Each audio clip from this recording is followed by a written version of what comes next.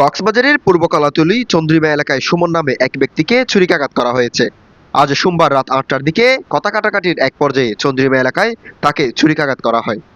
সুমনের বন্ধু বখতিয়ারগুনা এলাকার ইয়াসিন এই ছুরিকাঘাত করেন বলে জানা গেছে।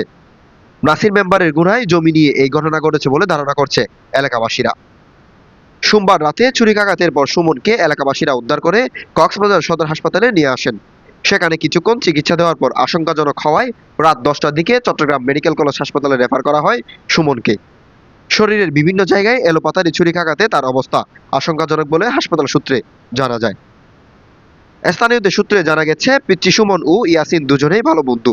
তারা সবসময় একসাথে এলাকায় চলাফেরা করে।